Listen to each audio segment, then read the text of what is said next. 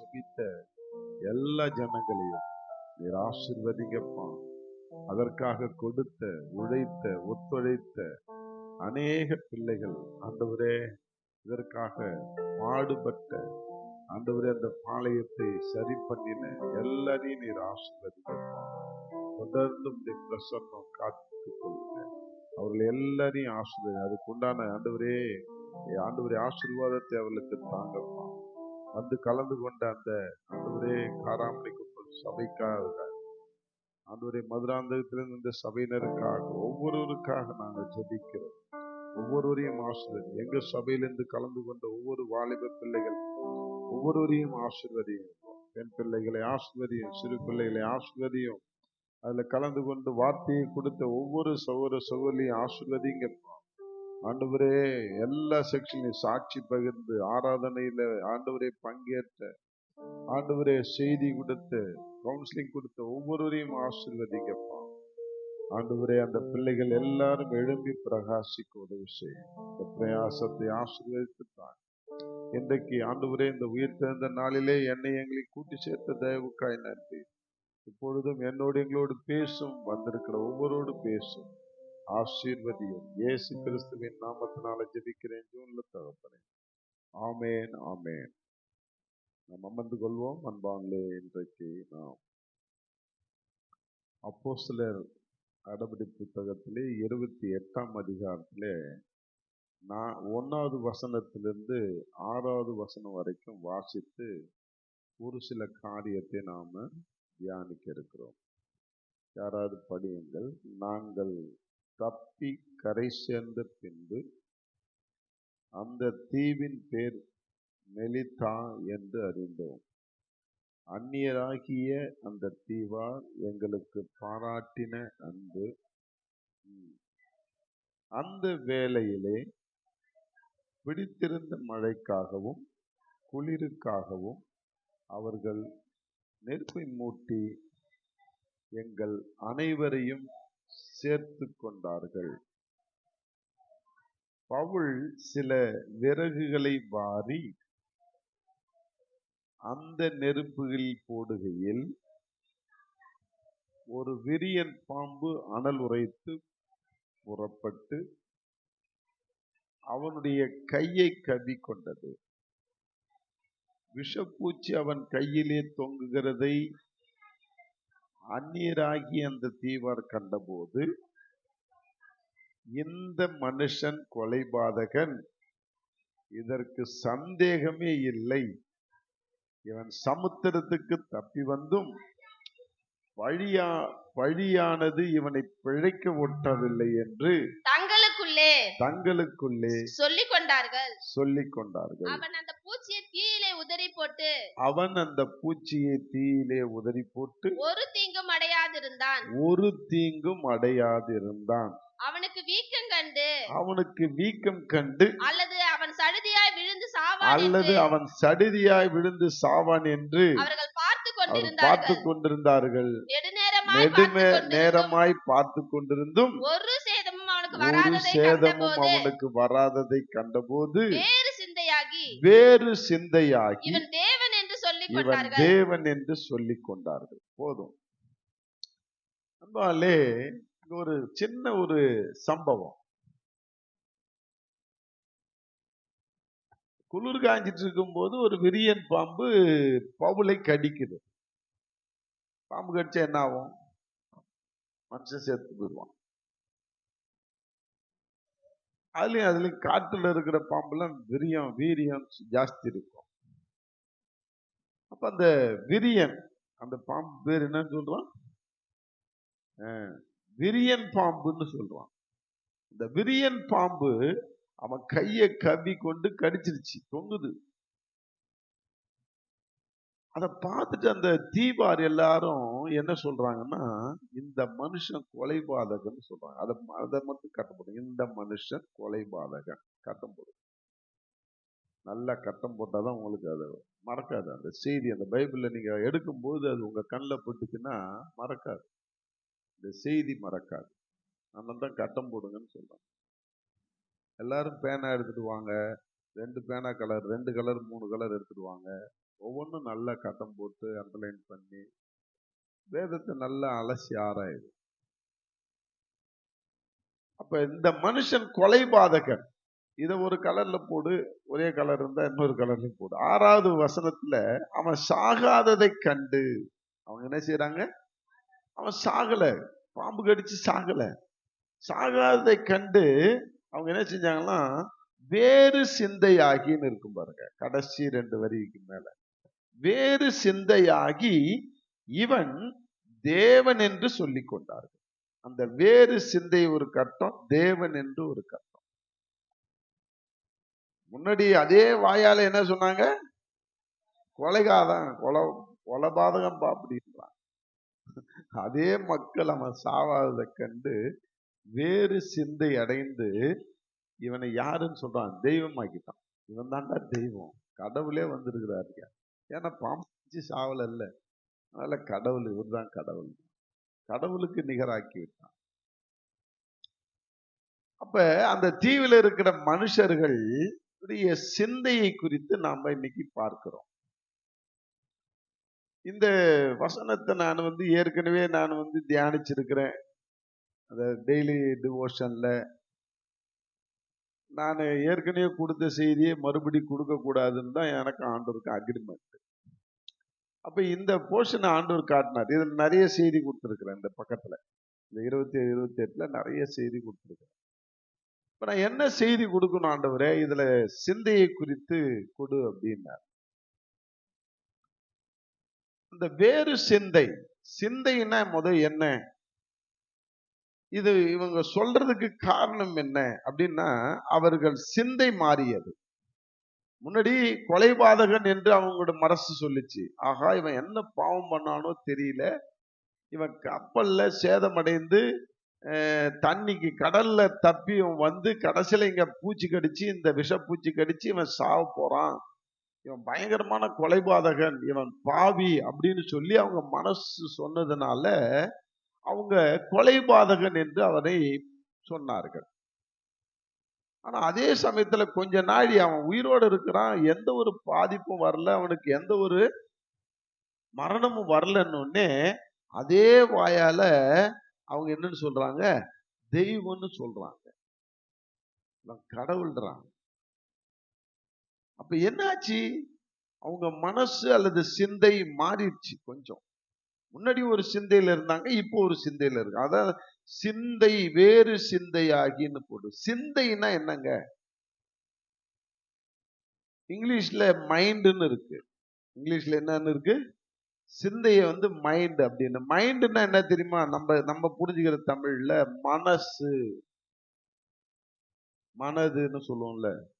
சிந்தை, மனசு, மைண்டு எல்லாம் ஒண்ணுதான்.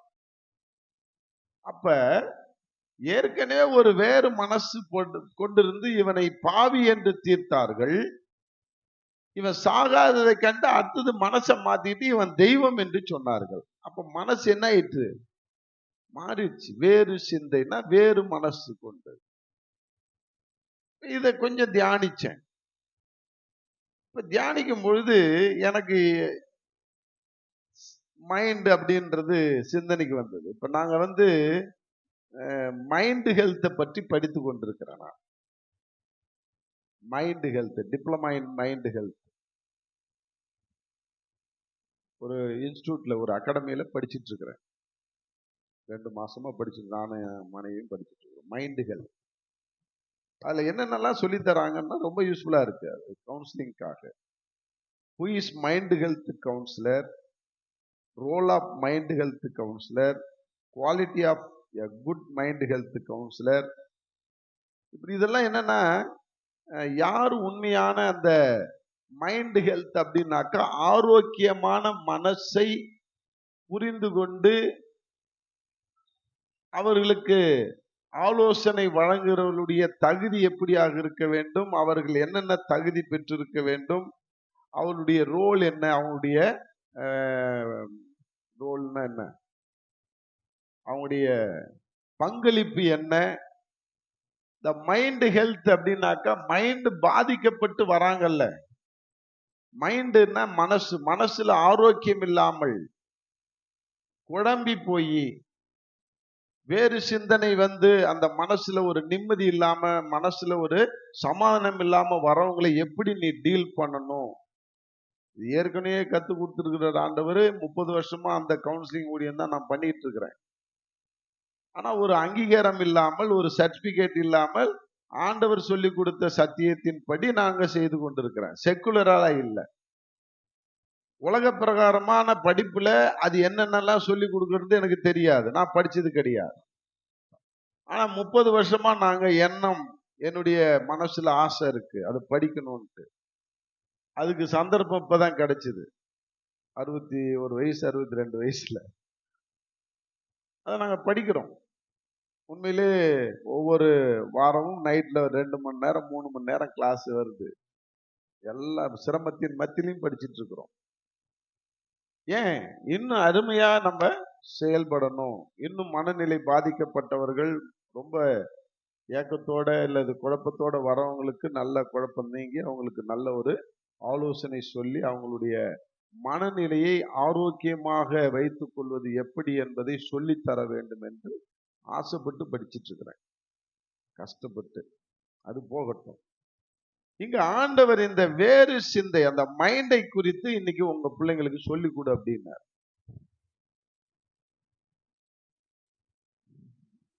இது பைபிள் ரீதியா சொல்லிக் கொடு.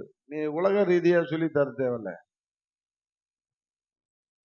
அது அப்புறம் படிச்சுட்டு அப்புறம் சொல்லி கொடுத்துக்கோ அப்புறம் வரவங்களுக்கு. இப்ப பைபிள் ரீதியா ஒவ்வொருத்தவங்களுடைய மனநிலை எப்படி இருக்க வேண்டும் என்பதை நீனு இந்த வேதத்தின் வாயிலாக நான் சொல்லுவதை சொல்லு அப்படின்னார். உண்மையிலே அது ரொம்ப காலையில எனக்கு ஒரு வித்தியாசமான ஒரு அனுபவமாக இருந்தது. ஆண்டவர் அழகா சொல்லி கொடுக்க நான் எழுதிக்கிட்டே வந்தேன். என்ன ஆண்டவரே இதை குறித்து என்ன சொல்றீங்க? நம்ம எப்படி நம்ம மனசை பாதுகாப்பா வைத்துக் கொள்வது? நம்ம மனசை எப்படி ஆரோக்கியமாய் வைத்துக் கொள்வது? சிந்தை தான் மனசு, மனசு தான் சிந்தை. அதுல மாற்று கருத்து கிடையாது. அது நான் சில சமயத்துல சிந்தைன்னுவேன், சில சமயத்துல மனசுன்னுவேன். நீங்க புரிஞ்சுக்கணும், ரெண்டும் ஒண்ணுதான்ட்டு. மைண்ட் தான். இந்த மனசை இல்ல இந்த மைண்டை எப்படி நம்ம ஹெல்த்தியா வைத்துக் கொள்வது? நம்ம வந்து உடலை ஹெல்த்தியா வைத்துக் கொள்கிறோம். உடம்புல ஏதாவது ஒரு பிரச்சனைன்னா உடனே என்ன செய்யறோம்? டாக்டர்கிட்ட போய் காட்டுறோம். டாக்டர் எனக்கு வயிற்று வலிக்குது, எனக்கு தலை வலிக்குது, எனக்கு ஜுரம் வர மாதிரி இருக்கு, எனக்கு வயிற்றால போகுது, இல்ல வாந்தி வருது, ஏதோ சம்திங். அது உடனே மாத்திரை கொடுக்குறாங்க, மாத்திரை சாப்பிடுறோம், உடனே சரி பண்ணிக்கிறதுக்கு முயற்சி பண்றோம். ஆனா மனநிலையில ஆரோக்கியம் இல்லாமல் இருந்தால் என்ன செய்கிறோம்? மனநிலை டாக்டர்கிட்ட தான் போகணும். அங்க போனா என்ன ஆகும்? முந்தா நேத்து ஒருத்தர் வந்தார். அவர் யாருன்னு எனக்கு தெரியாது. காலையில ஒரு போனு, சார் நான் மதுரையிலேருந்து வரேன், விழுப்புரத்துல இருக்கிறேன், உங்களை பார்க்கணும்னு ஆசையா இருக்குது, வரட்டுமா அப்படின்னாரு. நான் என்ன சொல்ல முடியும்? வாங்க அப்படின்னு. அவர் யாருன்னு எனக்கு தெரியாது. WhatsApp friend. வாட்ஸ்அப்லயே நம்ம செய்தியை கேட்டு கேட்டு என்கிட்ட போன் பண்ணுவார் அப்பப்ப மதுரையில இருந்து. அவர் நான் விழுப்புரம் வரைக்கும் வந்துட்டேன், உங்களை பார்த்துட்டு போயிடுறேனே, ரொம்ப ஆசையா இருக்குன்னு. சரிப்பா அப்படின்ட்டேன். வந்தாரு, வந்து உட்காந்தாரு. அவரு என்ன எங்க மாமனாரு பைத்தியம்னு சொல்றாரு. நான் பைத்தியம் இல்லைன்னு. என் மனைவி பிரிச்சு பிரிச்சு அப்பப்ப எடுத்துட்டு போயிடுவாரு. இந்த பைத்தியக்காரங்க பத்தி குடும்பமே நடத்த முடியாதுன்றாரு. ஒரே போராட்டமான வாழ்க்கை, நான் பைத்தியமா அப்படின்றாரு. கையில ஒரு குச்சி வச்சுக்கிட்டாரு, தாடி விட்டுக்கிட்டாரு, சடை வளர்த்துக்கிட்டாரு. பார்த்தாலே ஒரு மாதிரியா தான் இருக்கிறார், ஒரு தினுசா தான் இருக்கிறாரு. அதனால எல்லாரையும் பைத்தியமாக்குறாரு, அவர் நான் ஸ்டெடியா இருக்கிறேன். அப்ப அவர் சொன்னது என்னன்னா, சார் என் வாழ்க்கையில நான் வந்து இயேசுவை ஏற்றுக்கொண்டேன், நான் ஊழியம் பண்றேன் அப்படின்னுட்டு ஒரு டாக்ஸ் காமிச்சார். நான் இதெல்லாம் போட்டிருக்கிறேன் அப்படின்னு. பார்த்தாக்கா உனக்கு மண்டை குழம்பிட்டு எனக்கு மண்டை குழம்பு அது இருந்தது. அது பெருக்கி தள்ளிட்டான்ல என்னன்னு தெரியல. நான் காட்டுறதுக்காக வச்சிருந்தேன். என்ன சொல்ல வர்றாருன்னே தெரியல. என்ன இப்படி ஒண்ணு கிடக்க ஒண்ணு பேசிக்கிட்டே இருந்தார். அவர் ஃபுல்லா அவர் வாய ஓயல 2 மணி நேரம் அவர் உட்காந்து என்கிட்ட பேசினாரு. என்ன பேசவே விடல. அவர் பேசிட்டு போயிட்டு வர சார்னு போயிட்டார். நான் எதுவுமே பேசல. சரி பேச வேணாம்னு விட்டேன் நானும். சரி, என்னத்துக்கு இவர்கிட்ட போய் பேசி பாவம். மனநிலை பாதிக்கப்பட்டு எக்ஸ்ட்ரீமா சிந்தித்ததுனால அவர் ஒரு மாதிரி ஆயிட்டார். எல்லா தொழிலும் தெரியும் அவருக்கு, எல்லா வேலையும் தெரியும். ஆனா இன்னைக்கு என்னன்னா, இங்க நம்ம அந்த மைண்ட் ஆரோக்கியமாய் வைத்துக் கொள்வதற்கு அவர் சொன்ன ஒரு வார்த்தை, அதுக்குதான் அவரை பத்தி ஈர்த்தேன். அவர் என்ன சொன்னார்னா, மனநிலை டாக்டர்கிட்ட போய் நாங்க காட்டுங்க, அவங்க வந்து நான் நல்லா இருக்கிறேன் சார், எனக்கு இன்ஜெக்ஷன் போட்டாங்க, போடுறதுக்கு வந்தாங்க, நான் வானான்ட்டேன், எதுக்கே வானான்னேன் அப்படின்னு, என்னை பைத்தியக்காரனை ஆக்கி அப்புறம் வைத்தியம் பண்ணுவாங்க. அவன் சொன்ன, நான் மெடிக்கல்காரன்றது அவருக்கு தெரியாது. அவர் பாட்டுனே எடுத்து விடுறாரு, ஒரு பாட்டு எதோ. நான் அமைதியா கேட்டுட்டு இருந்தேன், சிரிச்சுக்கிட்டே இருந்தேன். வைத்தியக்காரன் ஆக்கி வைத்தியம் பண்ணுவாங்க சார், அதனால என் மனைவிக்கும் வைத்தியம் பண்ண வேணான்ட்டேன், எனக்கும் வைத்தியம் பண்ண வேணான்ட்டேன் அப்படின்ட்டு என்னன்னோ சொன்னார். அது சொன்னது என்னன்னாக்கா, அதே போல எல்லாரும் வந்து நோயை கொண்டு வந்து கொடுத்துட்டு அதுக்கப்புறம் நோயை சரி பண்ணுவாங்க, இந்த மாதிரி தான் டாக்டருங்க செய்யறாங்க. இது சில விஷயத்துல இது உண்மை. இந்த மந்திரவாதிகிட்டலாம் நீங்க போனீங்கன்னா, உன்னை பிசாசை ஏத்தி விட்டுவான் அவன்கிட்ட இருக்கிற பிசாசு. இது உண்மைதான். அது என்ன உண்மை அப்படின்னா, மந்திரவாதியில உண்மை. நான் இந்த மருத்துவத்துல உண்மைன்னு நான் சொல்றேன்னு சாரி, நீங்க அது மாதிரி தப்பா புரிஞ்சுக்காது. ஒரு மந்திரவாதி கிட்ட நீங்க கொண்டு போனீங்கன்னு வச்சுங்களேன், ஒரு ஒரு சாதாரண ஒரு ஆளை கொண்டு போனீங்க, இவங்க இந்த மாதிரி இருக்கிறாங்க, கொஞ்சம் பயந்த சுபாவத்தில் இருக்கிறாங்கன்னா, அவங்க சாதாரணமா மனநிலை பாதிக்கப்பட்டவங்களா இருப்பாங்க. ஆனா இவன் என்ன செய்வான்னா, தாங்கிட்ட இருக்கிற குட்டி சேத்தான அவங்க மேல ஏத்தி விட்டுட்டு அதை இறக்குற மாதிரி இறக்கி அவன் காசை போடுவான். இந்த மாதிரி செய்யற மந்திரவாதிகள் உண்டு. நான் நிறைய அதுல அனுபவத்தை நான் பார்த்திருக்கிறேன். மனநிலையில பாதிக்கப்பட்டவங்களுக்கு பிசாசு பிடிச்சிருச்சுன்னு சொல்லி பிசாசு ஓட்டன்னு சொல்லி காசு பறிக்கிறவங்களும் இருக்கிறாங்க. உண்மையிலே பிசாசு பிடிச்சவன மனநிலை டாக்டர்கிட்ட கொண்டு போய் வச்சுக்கிட்டு அவனுக்கு வைத்தியம் பண்ணி சரியாவாதவும் இருக்கிறாங்க. ஒரு என்கிட்ட ஒரு 62 வயசு கிழவர் ஒருத்தர் வந்தார். அவருக்கு மனநிலை பாதிக்கப்பட்டு நம்ம நடராஜ் தான் அவங்கள வந்து பார்த்துட்டு, எங்க கடலூர்ல செல்லப்பிள்ளைன்னு ஒரு மனநிலை டாக்டர் இருக்கிறார், சைக்காட்ரிக் டாக்டர். அவர்கிட்ட ஒரு வாரம் தங்கி அவங்க ட்ரீட்மெண்ட் எடுத்துட்டு இருக்கிறாங்க. இவர் வேற எங்கேயோ போயிருக்கிறாரு, அவங்கள வழியில பார்த்துட்டு இருக்கிறாங்க. நீங்க சர்ச்சுக்கு வாங்கன்னு சொல்லிட்டார். இவருக்கு என்னங்க ட்ரீட்மெண்ட், என்னங்க செய்யுதுன்னா, எனக்கு தூக்கம் வரலைங்க, நைட் ஆச்சுன்னா என் சாமி வந்து என்கிட்ட பேசுதுங்க அப்படின்னாரு. என்ன அப்படி பேசுச்சு அப்படின்னா,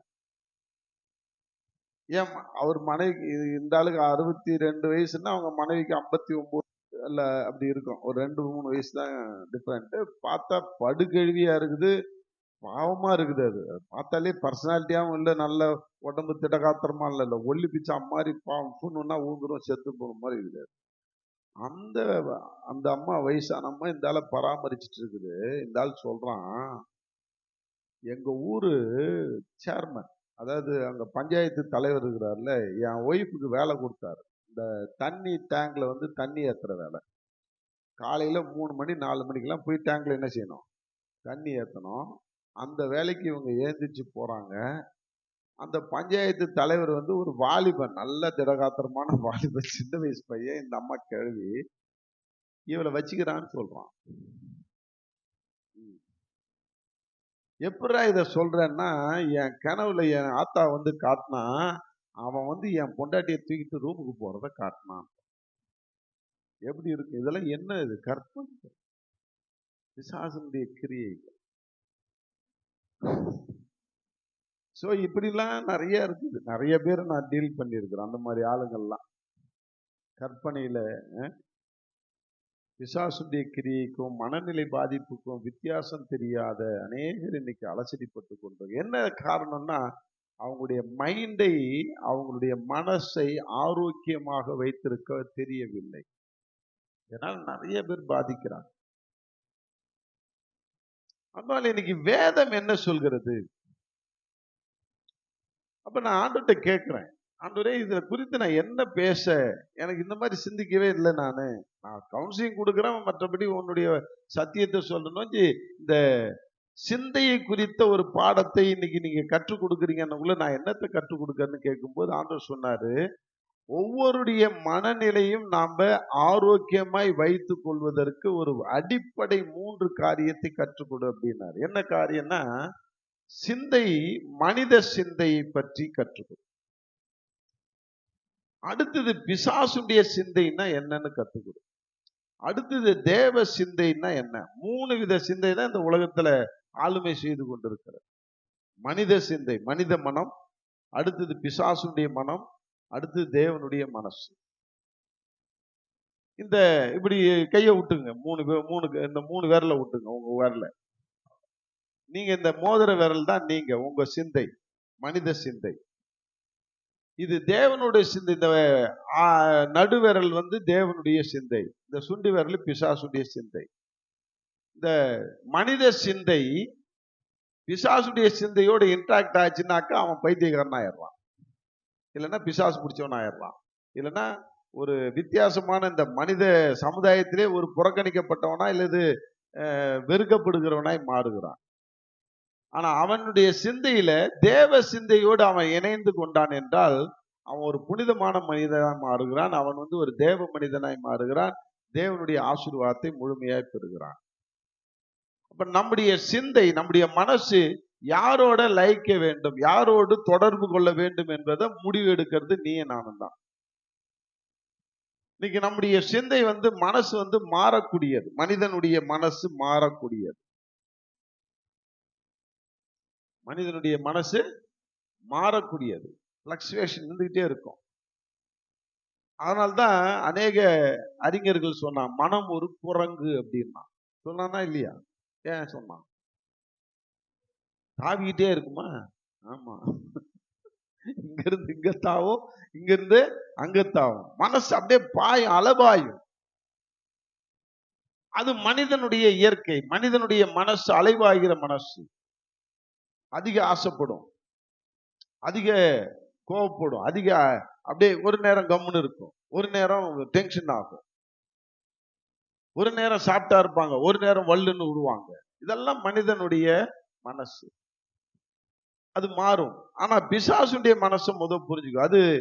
அது என்னது மாறும். அது பிசாசுடைய மனசு எப்படின்னாக்கா அது மிகவும் கொடூரமா இருக்கும்.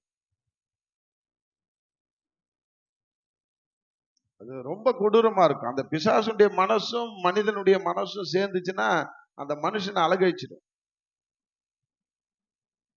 ஆனா தேவனுடைய மனசு மாறாதது. அது மிகவும் உன்னதமான உயர்ந்த நிலையில இருக்கிற மனசு. அதோட நம்ம சேர்ந்தோம்னா நம்ம மனசும் புனிதமா மாறிடும், நம்ம மனசும் கரெக்டா மாறிடும். ஆனா இன்னைக்கு நாம எந்த நம்ம மனசை யாரோட சேர்றதுக்கு நம்ம முயற்சி பண்ணுகிறோம் என்பதை பொறுத்துதான் உன் மனசு என் மனசும் ஆரோக்கியமா இருக்கிறதுக்கு அடிப்படை. இன்னைக்கு பிசாசோட மனசுல நம்ம ஒத்து போறோம் அப்படின்னாக்கா நம்ம மனசு கெட்டு போயிடும். அவன் பிசாசுடைய சிந்தை தான் நமக்குள்ள வரும். இந்த வக்கர புத்தி, பொறாமை, பொச்செருப்பு, பாவம், இச்சை, இப்படிப்பட்ட வக்கர புத்தியை கொடுத்து நம்மளை அடிமைப்படுத்தி அவனுடைய கொடூரமான காரியத்துல நம்மளை கொண்டு போய் சேர்த்துடுவான். ஆனா தேவனுடைய மனசோட நீனு இணைந்து கொண்டு அதனோடு அந்த மனசோடு நம்ம செயல்படணும்னு நீ நினைச்சன்னா, தீர்மானிச்சன்னா, அந்த மனசு உன்னை என்ன செய்யுது? நல்ல விதமான ஒரு ஆசீர்வாதத்துக்கு கொண்டு போகிறது. நீ யாரோடு இணைய போகிறாய்? இது ரொம்ப முக்கியமான ஒரு காரியம். அப்ப பாருங்க, இந்த அப்போஸ்தலர் 28:4 பாத்தீங்கன்னா இந்த மனுஷன் கொலைபாதகன் என்று சொல்கிறார்கள். அவங்க மனசு அப்படியாக எண்ணுகிறது. இவன் எல்லாத்துக்கும் என்ன பாவம் செஞ்சான்னு தெரியல, இவன் கடலுக்கு தப்பி இந்த விஷக்குச்சிக்கு ஆளாயிட்டான், இவன் கொலைபாதகன். அவன் சாவலன்னொடனே அவன் மனசு அப்படியே மாறுது. ஏன்? இவன் தெய்வம்ன்றான். இவன் தெய்வமா? வச்சா குடுமி, சிறைச்சா மொட்டை அப்படின்வாங்க. கொலைபாதகனுக்கும் தேவனுக்கும் வித்தியாசம் இருக்குதா இல்லையா? அவன் மனசு அவ்வளவுதான். அன்பாலே இங்க நீங்க நம்ம புரிஞ்சுக்கணும். இந்த மனித மனம் தேவ மனதோடு இணைந்ததுன்னா, அதோடு இணைந்து டிராவல் பண்ணுச்சுன்னா, நீ நானும் ஆசீர்வாதமா இருப்போம். நம்ம மைண்ட் வந்து ஆரோக்கியமா இருக்கும். எப்படி இருக்கும்? ரொம்ப ஆரோக்கியமா இருக்கும். பிசாசோடு இணைஞ்சதுனா தான் ரொம்ப கேவலமா இருக்கும். நம்ம ஒரு தீர்மானம் எடுக்கணும். உன் மனசுக்குள்ள ஒரு தீர்மானம் எடுக்கணும். என்னன்னு? நான் தேவ மனசை அறிந்து தேவ மனதோடு என் மனதை நான் என்ன செய்ய போறேன்? ஒன்றரை கலக்க போறேன். நீ தீர்மானம் எடுத்தாதான் அது முடியும். நான் எடுத்தா முடியாது. நான் வந்து சொல்லி தரலாம், அவ்வளவுதான். என்கிட்ட நிறைய பேர் கவலையோடு வருவாங்க, கண்ணீரோடு வருவாங்க. அவங்களுக்கு நான் சொல்ற கவுன்சிலிங்லாம் வேத வசனத்தின் அடிப்படை என்னை அறியாமலே நான் சொல்லியிருக்கிறேன். அப்ப அவங்க விடுதலை பெற்று, ஓ வேத வசனம் இப்படி சொல்லுதா, நான் இப்படி இருக்கிறேனே என்று தன்னை ஆராய்ந்து பார்த்து அந்த வேத வசனத்தோடு தன் மனதை அவர்கள் ஒன்றிணைக்கும் பொழுது அவங்க விடுதலையை பார்க்கிறார்கள். நீ எந்த குழப்பத்தில் இருக்கிற எனக்கு தெரியாது, நீ எந்த மனநிலையில் இருக்கிற எனக்கு தெரியாது. ஆனால் நாம் அறிந்து கொள்ள வேண்டிய, புரிந்து கொள்ள வேண்டிய ஒரு காரியம் என்னன்னா, பிசாசுடைய மனசு என்னன்றதையும் தேவனுடைய மனசு என்னன்னதையும் நீ சரியா புரிஞ்சுக்கிட்டன்னா, நீ அதுக்கப்புறம் ஒரு முடிவு எடுப்ப. நான் இப்படிதான் இருக்கணும், தேவ மனசோட தான் என் மனசை இணைத்து கொள்ள வேண்டும். பிசாசு மனசோட நான் இணைந்து கொண்டா அது எனக்கு ஆபத்தை கொண்டு வரும், எனக்கு ஆசீர்வாதத்தை கொண்டு வராது என்பதை நீ புரிந்து கொண்டானா போதும். இன்னைக்கு அதனால தான் நடத்துறாரோ இல்லையா எனக்கு தெரியாது. பாருங்க, பிலிப்பியர் 2ஆம் அதிகாரம் 2வது வசனத்திலிருந்து 5ஆம் வசனத்தை பாருங்க. ஒரு சில வேத வசனத்தை நம்ம பார்த்து தேவ மனசு எப்படி இருக்கு, பிசாசு மனசு எப்படி இருக்கு, நம்ம மனசு எப்படி இருக்கு, நாம எதோட நம்ம இன்ட்ராக்ட் ஆகணுன்றத முடிவு பண்ணி நம்ம என்ன செய்யணும், ஒரு கன்க்ளூஷனுக்கு வரணும். பிலிப்பியர் 2:2 படிங்களேன். ஏக சிந்தையும் ஏக அன்பும் உள்ளவர்களாய் இருந்து இசைந்த ஆத்துமாக்களாய். எதையே சிந்திக்கணுமா? இன்னைக்கு நம்முடைய சிந்தை எப்படி இருக்குதுங்க? சிந்தைன்னா மனசுன்னு சொல்லிட்டேன். நீங்க ஏக சிந்தை உள்ளவர்களாய் என்னது? ஏக சிந்தைன்னா என்ன? ஏகம்னா என்ன? ஏகத்துக்கு என்ன அர்த்தம்? ஒரே மனசு. இந்த ஒரு மனசு நமக்குள்ள இருந்ததுன்னா நம்ம வெற்றியை பார்த்துருவோம். நமக்கு ஏகப்பட்ட மனசு இருக்குது, ஏகப்பட்ட சிந்தனை. சைக்காட்ரி டாக்டர்கிட்ட போய் ட்ரீட்மெண்ட்டுக்கு போனோம்னு வச்சுக்கோங்க, அந்த டாக்டர் உன்கிட்ட கேட்பாங்க, யார் பாதிக்கப்பட்டிருக்கோ என்னங்க செய்யுது அப்படின்னா, ஒரே சமயத்துல 10 பேர் பேசுற மாதிரி இருக்குது. பேஷண்ட் என்ன சொல்லுவாங்க? ஒரே சமயத்துல 10 பேர் பேசினா நீ என்ன செய்வ? ஒருத்தவங்க வந்து அங்க போ அப்படின்றான்னு வச்சுக்கேன், அவர் சொல்றாரு, கட்டளையிடுறாரு. இன்னொருத்தவன் இங்க உட்காரு அப்படின்றான், இன்னொருத்தன் படு அப்படின்றான், இன்னொருத்தன் சாப்பிடுன்றான், இன்னொருத்தன் குதி அப்படின்றான். இப்ப 10 பேரும் 10 விதத்துல அவங்களுக்கு சொல்லும், குதி, சாப்பிடு, உட்காரு, போ, ஓடு அப்படின்னா நீ என்ன செய்வ? மண்டையை பிச்சுக்கிட்டு குழம்பி போய் உட்காந்துருப்ப. நான் என்னடா செய்யாது? இதுதாங்க மனநிலை பாதிக்கப்பட்டவங்களுடைய மூளையில இப்ப மனசுல இப்படிப்பட்ட சத்தங்கள் கேட்குமா? ஒரே நேரத்துல பல கமாண்ட், பல கட்டளைகள் கேட்குமா? ஆனால் தான் அவனுக்கு பித்து பிடிச்ச மாதிரி ஆகுதுன்றான்.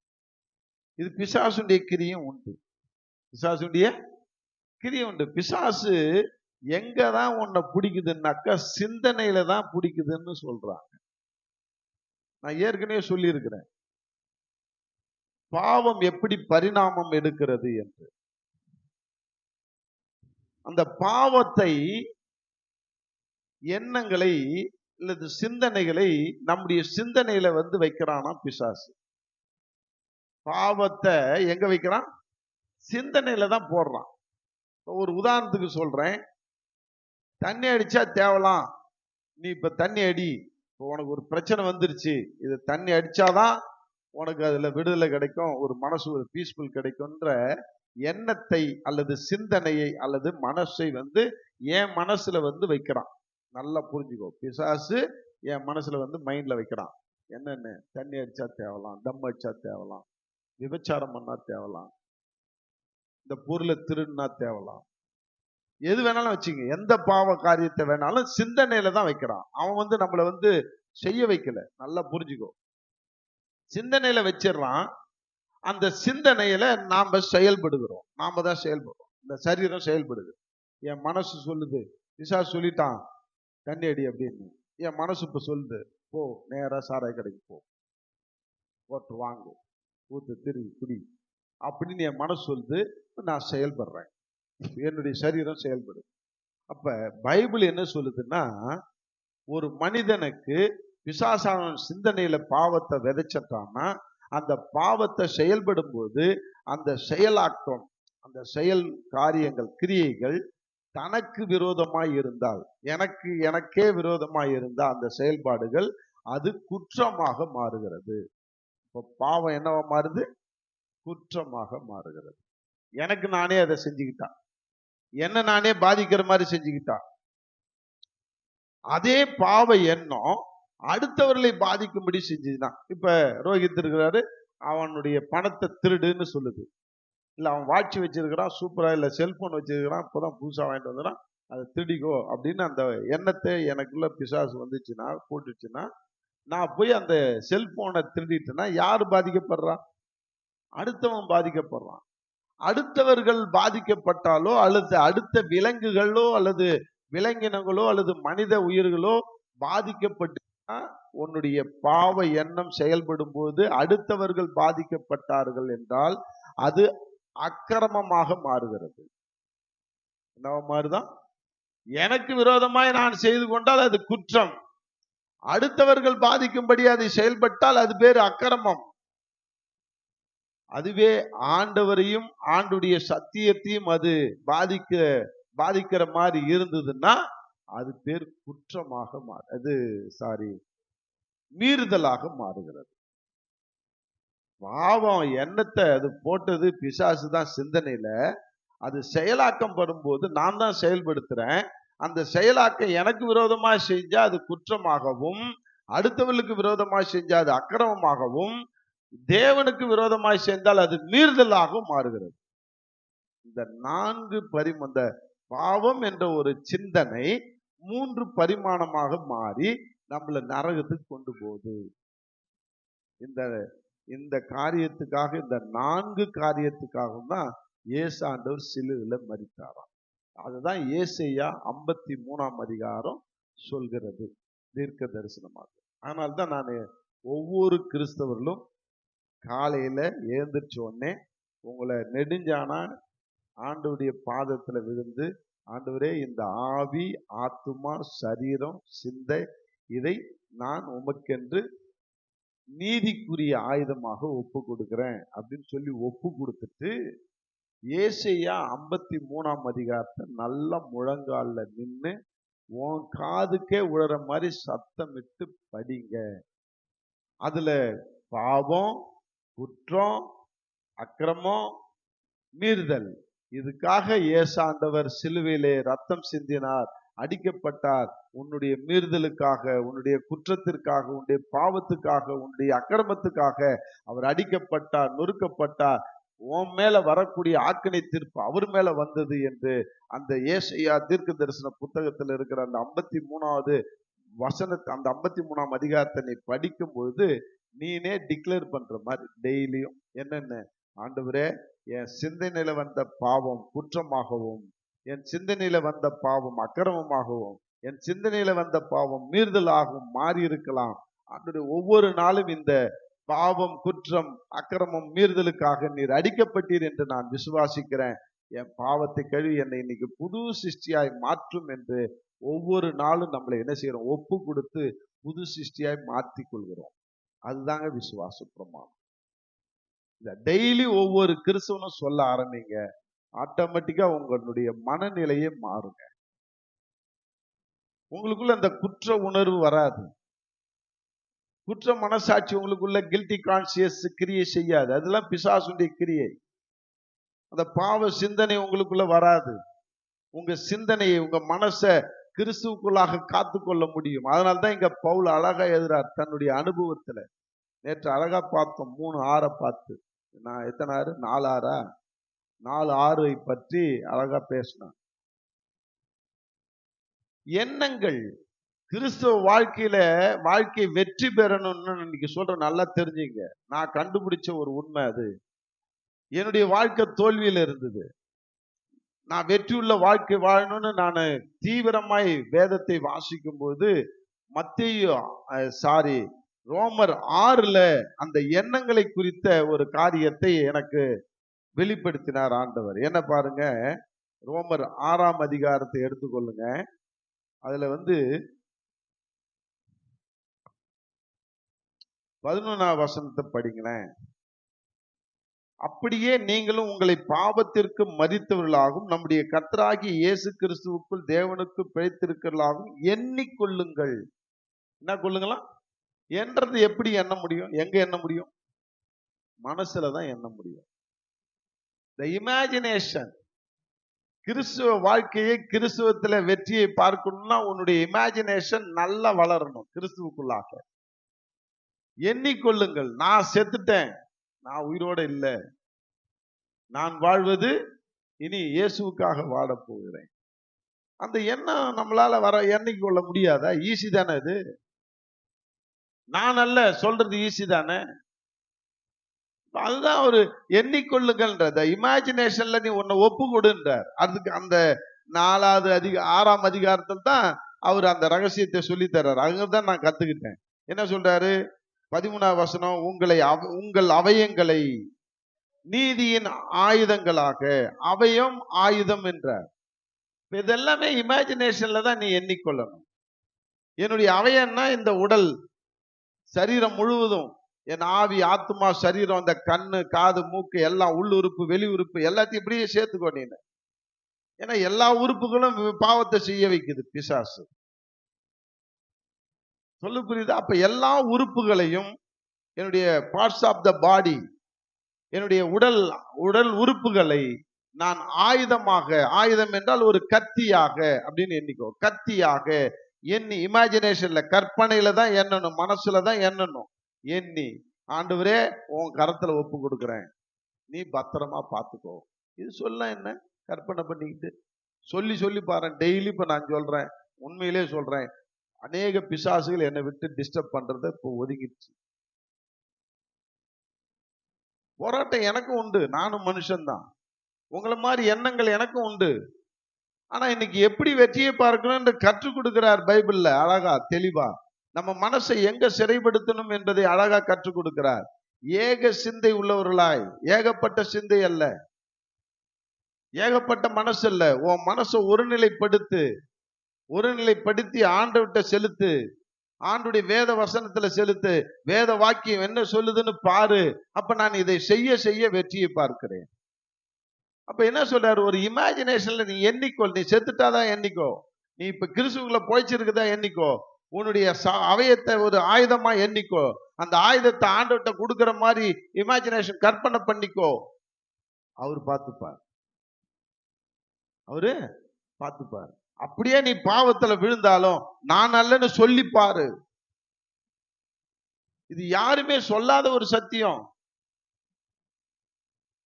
அன்பாலே இதுல நாம கேட்டார் ஒரு கேள்வி சுரேஷ் பிரதர். இந்த மாதிரி எண்ணிக்கோள் நான் அல்லன்னு சொன்னாக்கா அவன் எல்லா பாவத்தையும் குடிச்சிட்டு இப்ப நான் அல்லன்னு சொல்லிட்டாக்கா என்ன செய்யுது? ஒரு பொண்ணை கற்பழிச்சிட்டு நான் அல்ல, பிசாசு தாங்க கற்பழிச்சான்னு சொன்னாக்கா என்ன செய்யுதுன்னு கேட்டார். நல்ல கேள்வி. எத்தனை வாட்டி செய்வ? 10,000 வாட்டி செஞ்சாலும் நான் அல்லன்னு சொல்லு. ஆண்டவரே நீ தான் என்ன பாதுகாத்து கொள்ளணும், அவர்கிட்ட ஹேண்ட் ஓவர் பண்ணு, ஒப்பு கொடு. அவர் பார்த்துக்கிறாரா இல்லையாப்பா? நம்ம அதை முயற்சி பண்ண மாட்டோம். உடனே ஒரு குற்ற உணர்வுல மாறிடுறோம். உடனே நமக்குள்ள ஒரு 10 வியாக்கியானத்தை சொல்லி 10 வியாக்கியானத்துல பதில் தெரியாம நம்மளே முட்டாள ஆகிடுறோம். வேதம் என்ன சொல்லுதுன்னு புரிஞ்சிக்க மாட்டோம்.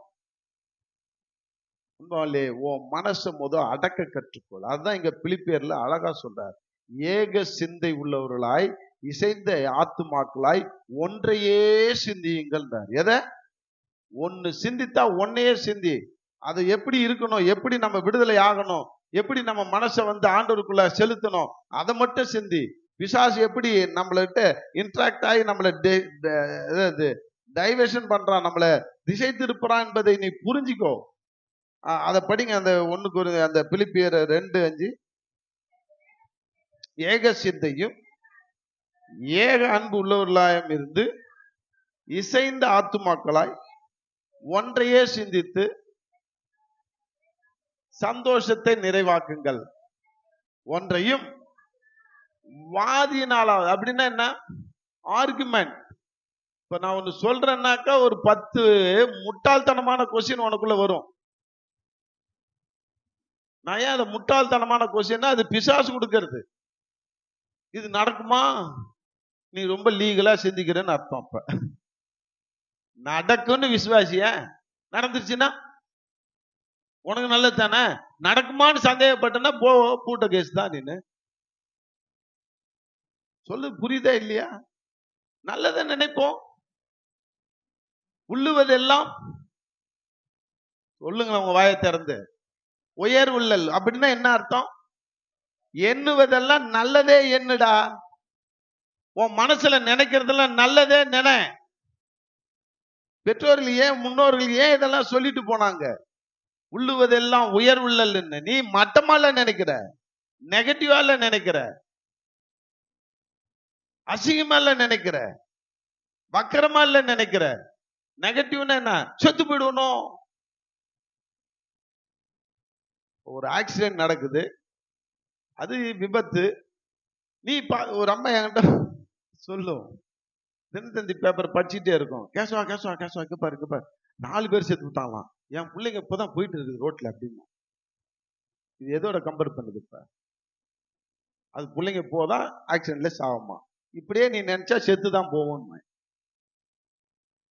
நல்லது நினைய. எங்கேயோ ஒரு நடந்த சிந்தைய உனக்குள்ள நீ வச்சுக்கிட்டு அதுல நீ முடிச்சு போட்டு முழங்கால் போட்டு எல்லாத்தையும் அப்படியே டெவலப் பண்ணாக்க நீ மென்டலா தான் ஆவ. மனநிலை பாதிக்கப்படும். இதுதான் பிசாசுடைய கிரியை. யாருக்கானாலும் எனக்கு ஆகாது சொல்லு. என் கூட இயேசு ஆண்டவர் இருக்கிறார் சொல்லு. நீ டிக்ளேர் பண்ணு, நல்லதை நினை. இப்படி நினைச்சு நிறைய பேர் இன்னைக்கு உருப்பிட்டுக்கிறாங்க, நிறைய அச்சீவ் பண்ணி இருக்கிறாங்க. நெகட்டிவா நினைச்சு நிறைய பேர் அச்சீவ் பண்ண வேண்டியவங்க எல்லாம் பாதாளத்துக்கு போயிருக்கிறாங்க. ஏன் நம்ம இப்படி நினைக்க கூடாது? அந்த வார்த்தையை படிங்களேன். ஒன்றையும் வாதினாலாவது. ஆர்குமெண்டே வேண்டான்றாரு. இன்னைக்கு கிறிஸ்துவனா நீ மாறிட்டுன்னா ஆர்குமெண்ட் பண்ணாது. அது பிசாசுடைய குணம். ஏசாண்டவர் குணம் கிடையாது, ஏசாண்டவர் மனசு கிடையாது. அது எதே இருந்தாலும் எதிர்கேள்வி கேட்டுக்கிட்டே இருக்கிறது, அது பிசாசுடைய மனசு. நல்லா புரிஞ்சுக்கோ. வாதினாலாவது வீண் பெருமையினால். பெருமை என்பது பிசாசுடைய குணம், பிசாசுடைய சிந்தை. அதனால்தான் அவன் விழுந்து போனான். அவன் வாதம் பண்ணான், நீ மட்டும்தான் பெரிய ஆளா தேவன்ட்ட. அந்த லூசிபர், நீ மட்டும்தான் சிங்காசனத்தில் உட்காருவியா? ஆர்குமெண்ட். இது பேர் தான் ஆர்குமெண்ட், வாதம். நானும் உட்காருவேன், இது பேர் என்ன? வேண்டாவாதம். நானும் உன்னை போல படைப்பேன், நானும் உன்னை போல உருவாக்குவேன். ஒரு ஆற்றல் தேவதூதன் ஆண்டவர்கிட்ட போட்டி போடுறான். இன்னைக்கு அதனால தான் தாழ தள்ளப்பட்டான். இன்னைக்கு அவனுடைய குணத்துல நம்ம வளர்றோமா, இயேசுனுடைய குணத்துல வளர்றோமா? கொஞ்சம் யோசிச்சு பாருங்க. ஆர்குமெண்ட் வீட்டுல கணவன் மனைவிக்குள்ள ஆர்குமெண்ட் வந்துன்னா அந்த இடத்துல பிசாசு குடியிருக்குதுன்னு அர்த்தம். உன் மைண்ட்ல, வீட்டுல இல்ல, உன் மனசுல பிசாசு உள்ள பூந்துட்டான்னு அர்த்தம். அதனால்தான் ஆர்குமெண்ட். கணவன் சொல்றது பொண்டாட்டி ஏத்துக்கல, பொண்டாட்டி சொல்றத கணவன் ஏத்துக்கல. யாராவது விட்டு கொடுங்க. யாராவது இயேசுவின் சிந்தையில நான் விட்டு போறேன்னு சொல்லுங்க, அங்க தேவ சமாதானம் வரும். 2 பேரும் ஆர்குமெண்ட் பண்ணா அங்க என்ன வரும்? கை கலப்பு தான் வரும். இவர் அடிப்பாரு, அவர் வாய் பேசுவாரு, அவங்க அடிப்பாங்க, இவர் அடிப்பாரு. அங்கதான் பிரிவினையின் ஆவி வருது. பிசாசுடைய மனசு அங்கதான் கிரியை செய்கிறான். விட்டு கொடுக்கிறதுக்கு கத்துக்கொள்ளுங்கள். ஆர்குமெண்ட் வந்து பிசாசுடையது. அதனால்தான் நான் யார் ஆர்குமெண்ட் பண்ணாலும் தப்புன்னு ஒதுங்கிடுவேன். எனக்கு ஆர்குமெண்ட் பண்ணவே பிடிக்காது. ஏன்னா இது ஆண்டவருடைய சிந்தனை. இதுதான். வீண் வாதினாலாவது பெருமையினாலாவது செய்யாமல் மன தாழ்மையினாலே ஒருவரில் ஒருவர் தங்களிலும் மேன்மையானவர்களாய் கருதுங்கள். இதுதான் தேவனுடைய சிந்தை. தாழ்மையின் சிந்தை தேவனுடையது, வெறுமையின் சிந்தை பிசாசுடையது. வெறுமை மனசு பிசாசுக்குரியது, தாழ்மையின் மனசு ஆண்டவருக்குரியது. உன் மனசு எதை விரும்பணும் சொல்லுங்க, வாயை திறந்து சொல்லுங்க. கொஞ்சம் தாழ்மையை விரும்பிச்சுன்னா நீ ஆண்டவருடைய மனசோட நீ இணைகிறன்னு அர்த்தம். இதுதான் பிசாசு நம்மளை வஞ்சிக்கிறது. படிங்க, திரும்பி படிங்க. ஏன் கண்ணாடி கைட்டாதீங்க, அதே இடத்துல நீங்க கவுந்துட்டே இருங்க. ஒன்றையும் வாதினாலாவது வீண் பெருமையினாலாவது செய்யாமல் மன தாழ்மையினாலே ஒருவரை ஒருவர் தங்களிலும் மேன்மையுள்ளவர்களாய் எண்ணுங்கள். அவனவன் தனக்கானவையில் அல்ல பிறனுக்கானவை. இது பிறருக்கானவை நோக்குவானாகன்றது தேவ குணம், தேவ மைண்டு. சுயநலம் பிசாசுடைய மைண்டு. தான் மட்டும் நல்லா இருக்கணும், தான் மட்டும் நல்லா இருக்கணும், நீ மட்டும் நல்லா இருன்றது. நீ கிறிஸ்துவன் ஆயிட்டுன்னா உன் சுயநலத்தை பிசாசு குணத்தை உன்னை விட்டு ஒழிச்சிடு. தேவ குணத்துல வளர கத்துக்கொள். அடுத்தது இதுதான் பாயிண்ட்டுக்கு வராரு. எந்த சிந்தை? கிறிஸ்து இயேசுவில் இருந்த சிந்தை எதுங்க? சுயநலமான சிந்தையா, ஆர்குமெண்டான சிந்தையா, பெருமையின் சிந்தையா, கோபத்தின் சிந்தையா, கவலையின் சிந்தையா? கிறிஸ்து இயேசுக்குள்ள இருந்த சிந்தை என்ன? இதை தேடு. கிறிஸ்து இயேசுவில் இருந்த சிந்தையை தான் ஏக சிந்தை, ஏக சிந்தைன்னு சொல்றார். நமக்கு என்ன சிந்தை இருக்கணும், என்ன மனசு இருக்கணும்னா ஒரே மனசு தான். இயேசுவில் இருந்த மனசு எனக்குள்ள வரணும். சொல்லுங்க, நீங்க ஜெபிங்க. அதுக்காக நம்ம ஜெபத்தை குறித்து 900 நாட்களாக பார்க்கிறோம். 900 நாட்கள். எனக்கு ஆச்சரியமா இருக்குது. ஆதியாகமத்திலிருந்து எத்தனை பிரேயர் பாயிண்ட்ஸ் ஆண்டவர் கொடுக்கிறார். 900 பிரேயர் பாயிண்ட்ஸ் கொடுத்திருக்கிறார். இது ஒரு பிரேயர் பாயிண்ட்ஸ். ஆண்டவரே, உண்மையில இருக்கிற சிந்தை உன் மனசுபடி நான் சிந்திக்க, உன் மனசுபடி என் மனசு சிந்திக்க எனக்கு உதவி செய்யும். ஜெபம் பண்ணு. ஆண்டவரே, நான் பிசாசு மனசோட நானே இணையக்கூடாது, உன் மனசோட இணையணும், ஏக சிந்தை உள்ளவனாய் நான் மாறணும். ஜெபம் பண்ணி இருக்கிறியா? அந்த ஏக சிந்தையில எல்லாம் அடங்கி போச்சுங்க. ஆர்குமெண்ட் கிடையாது அந்த ஏக சிந்தையில. ஏக சிந்தையில பெருமை கிடையாது, ஏக சிந்தையில சுயம் கிடையாது. அதுதான் கிறிஸ்துவின் சிந்தை, கிறிஸ்துவின் மனசு, கிறிஸ்துவின் மைண்ட். அந்த கிறிஸ்துவின் மனநிலையின்படி நீ நானும் வாழ்ந்தனா அப்பதான் நம்ம ஒரிஜினல் கிறிஸ்துவெல்லாம் மாறுகிறோம். இல்லெல்லாம் பிசாசு கிறிஸ்தவர்களாய் மாறுவோம். எப்படி மெசியானிக் ஜூஸ்ன்னு சொல்றாங்க. ஜூஸ்ன்னா யூதர்கள். யூதர்கள் இயேசுவை ஏற்றுக்கொண்டா இயேசுவை ஏற்றுக்கொண்ட யூதர்களாம், யூதரும் சேர்த்துக்கிறான். இப்ப நம்ம எல்லாம் பிசாசை ஏற்றுக்கொண்ட கிறிஸ்தவர்கள். ஏன் ரெண்டு மைண்ட் இருக்கிறோம். திங்கக்கிழமையிலிருந்து சனிக்கிழமை வரைக்கும் பிசாசு மைண்டு, ஞாயிற்றுக்கிழமை ஆச்சுன்னா இயேசுவின் மைண்டு. சோத்திரம் சோத்திரம் சோத்திரம். திங்கக்கிழமை ஆச்சுன்னா ஆத்திரம் ஆத்திரம் ஆத்திரம். இந்த மைண்டு நமக்குள்ள வர வேண்டாம். ஏக சிந்தை உள்ளவர்களாயிருங்க. அடுத்தது படிங்க, எபேசியர் 5ஆம் அதிகாரம் 8வது வசனத்திலிருந்து 11ஆம் வசனம் வரைக்கும். நான் இப்ப வசனத்தை சொல்லி முடிக்க போறேன், ஏன்னா டைம் ஆயிடுச்சு. அந்த வசனத்தை பத்தி நீங்க சிந்தித்து நாம எப்படி இருக்கணும்ன்றத, உங்க மைண்ட் எப்படி இருக்கணும்ன்றத நீங்க என்ன செய்யுங்க, ஆராய்ந்து பார்த்து ஆண்டுடைய மைண்டோட உங்க மைண்டை இணைச்சிடுங்க இன்னைக்கு. அப்ப நீங்க விடுதலை பார்ப்பீங்க. 8வது வசனம் 5:8 எபேசியர். நல்லா படிங்க. எல்லாருக்கும் காதல விழுதா? முன்காலத்தில் எந்த காலத்துல? கிமுக்கு முன்னாடி, கிறிஸ்து உங்களுக்குள்ள பிறக்கிறதுக்கு முன்னாடி, கிறிஸ்துவை சொந்த இரட்சகராக நீங்கள் ஏற்றுக்கொள்வதற்கு முன்னாடி, முற்காலத்தில் நீங்கள் அந்தகாரத்தின் பிள்ளைகளாக இருந்தீர்கள், பிசாசின் பிள்ளைகளா இருந்தீங்க. பிசாசு மனசோட உங்க மனசை பொருத்திக்கிட்டு அவன் கொண்டதே காட்சி கண்டதே கோலன்ற மாதிரி அவன் என்னென்னலாம் நினைக்கிறான், நீ அது மாதிரி நினைச்சிட்டு இருந்த. அவன் என்னென்னலாம் செய்ய சொன்னானோ அதெல்லாம் செஞ்சிட்டு இருந்த. குடிகாரனா இருந்த, கூத்திக்கல்லனா இருந்த, விபச்சாரக்காரனா இருந்த, கஞ்சாக்காரனா இருந்த, கோபக்காரனா இருந்த, கொலகாரனா இருந்த. முன்னாடி அவன் என்னென்னலாம் சொன்னானோ அவன் மனசுபடி நீ வாழ்ந்த. ஆனா இப்ப நீ அப்படி இல்லை. நீ யாரு? இப்ப ஞானசானம் எடுத்தாலே பழைய வாழ்க்கைக்கு நான் செத்துட்டு புது வாழ்க்கை கிறிஸ்துவுக்காக நான் பிறந்திருக்கிறேன் என்ற அந்த கோட்பாடுக்கு தான் நீ ஞானசானமே எடுக்கிற. தண்ணியில முழுகி நீ புதுசா பிறந்த குழந்தை.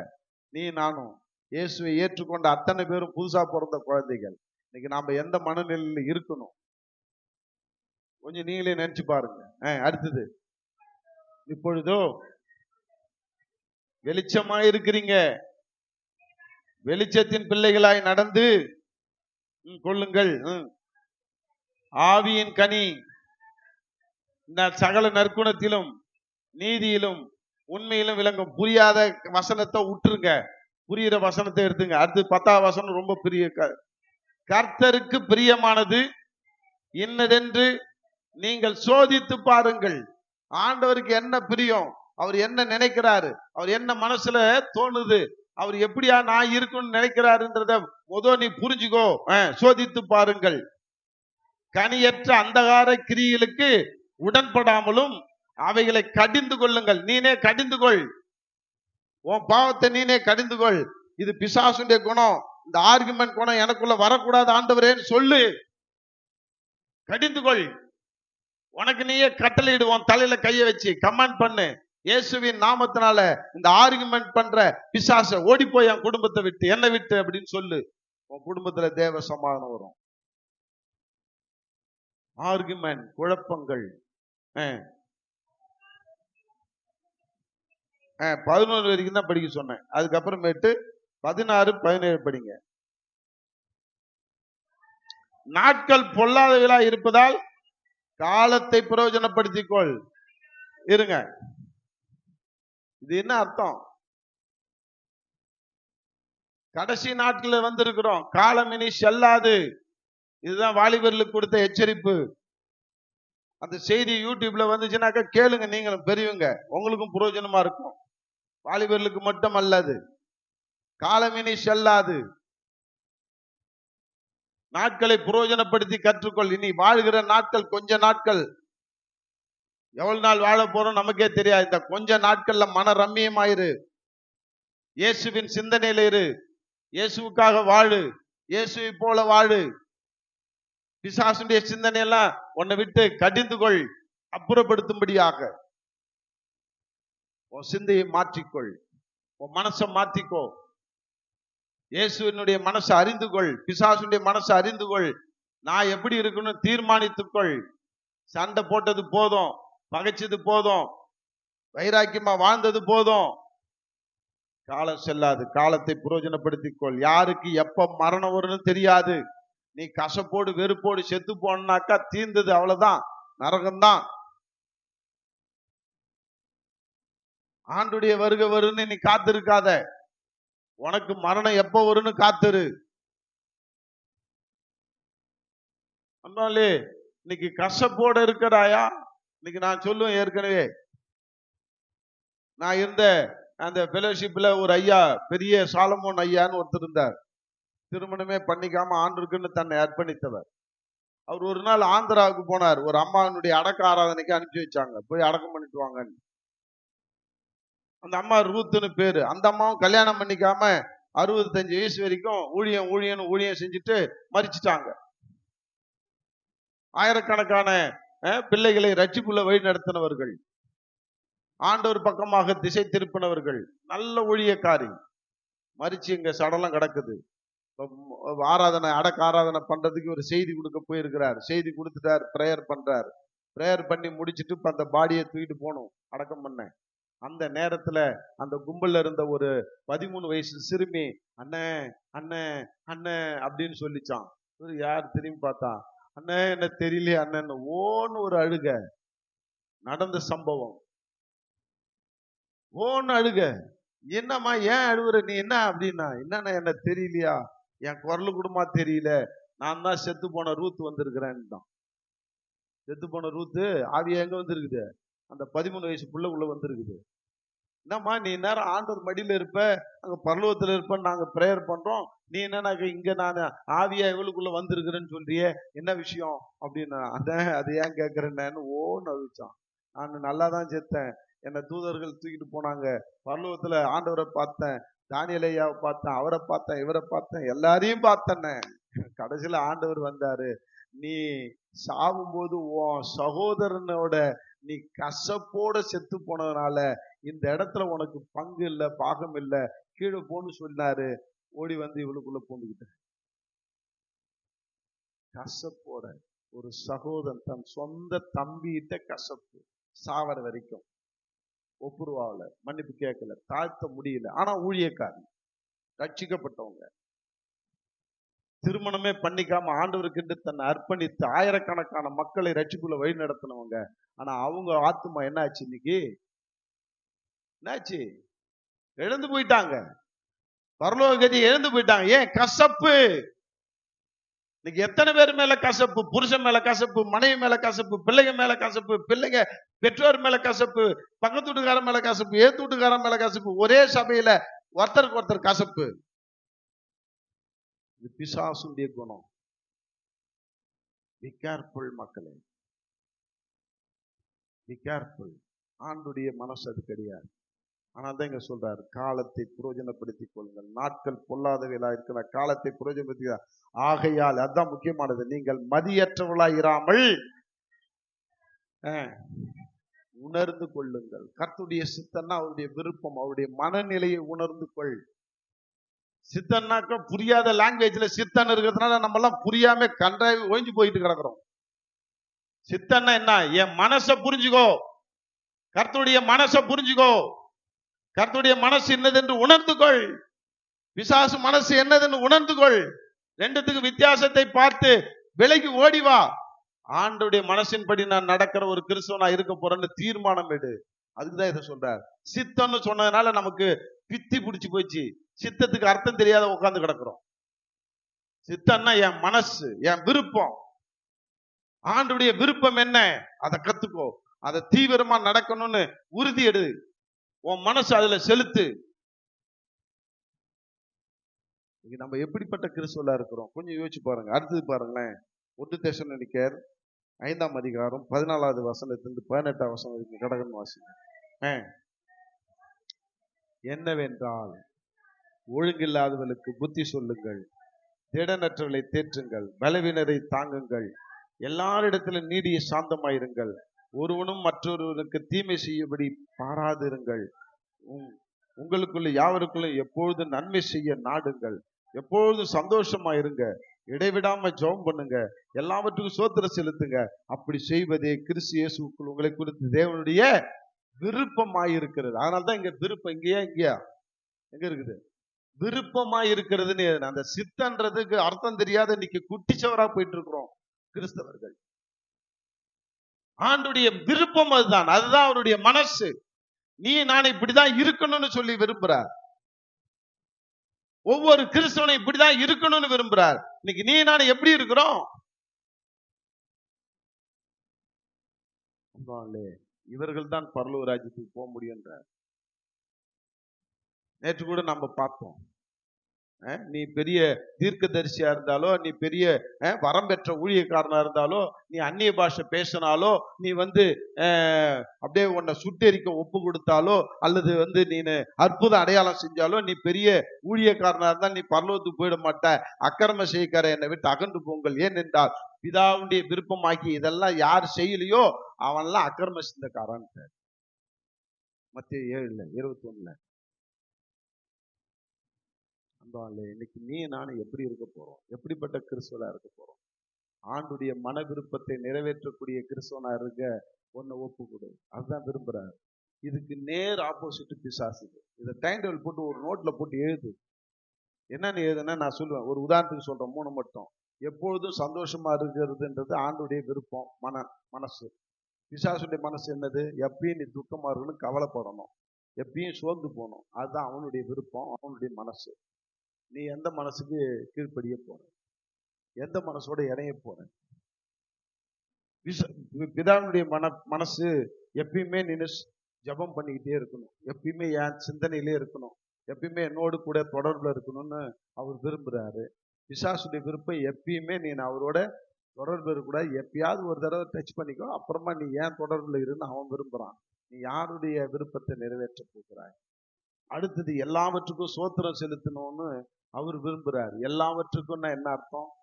அது நெகட்டிவா இருந்தாலும் சரி, பாசிட்டிவா இருந்தாலும் சரி, உனக்கு சாதகமா இருந்தாலும் பாதகமா இருந்தாலும், நீ நல்லா இருந்தாலும் சரி, நீ நஷ்டமானாலும் சரி, எல்லாத்துக்கும் சோத்திரம் பண்ணுன்னு பிதா விரும்புறாரு.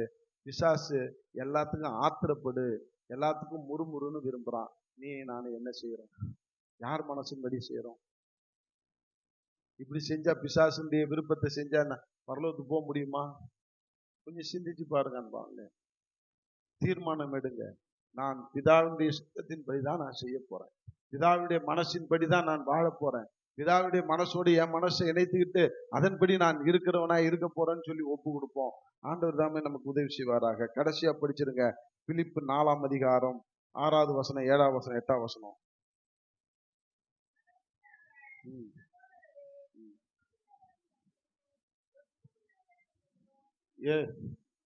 பிலிப்பியர் 4:6 தான் நான் படிக்க சொன்னேன் முதல்.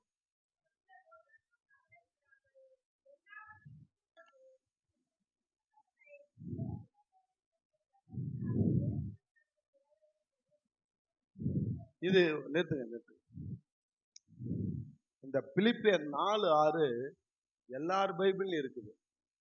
நான் நிறைய பிரச்சனைக்குரியவங்கிட்ட இந்த 4:6 படிங்கன்னு சொன்னாக்கா அவங்க அன்னைக்குதான் படிக்கிற மாதிரி படிக்கிறாங்க. அன்னைக்குதான் படிக்கிற மாதிரி படிக்கிறாங்க. எல்லாவற்றையும் நீ ஒன்றுக்கும் கவலைப்படாமல், நீ நான் என்ன செய்யறேங்க? மேக்சிமம் சொல்லுங்க. நம்ம உண்மையிலே பிதாவுடைய விருப்பத்தை செய்யறோமா, பிசாசுடைய விருப்பத்தை செய்யறோமா? கவலைப்படுறது பிசாசுடைய விருப்பம். எப்பொழுதும் சந்தோஷமா இருக்கிறது பிதாவுடைய விருப்பம். அவருடைய மனசு. நீ ஜாலியா இருக்கணும், சந்தோஷமா இருக்கணும். ஜாலியா இருக்கணும்னாக்கா தண்ணி அடிச்சுட்டு பொறுக்கி தின்னுட்டுங்க, அப்படி ஜாலி கிடையாது. சந்தோஷமா இருக்கணும், அதான் அவருடைய விருப்பம். இவன் விருப்பம் என்ன? இவன் இதுதான் ஜாலின்னு சொல்றான். எதை? ஆட்டம் பாட்டம் குதிக்கிறது, இது ஜாலின்றான்.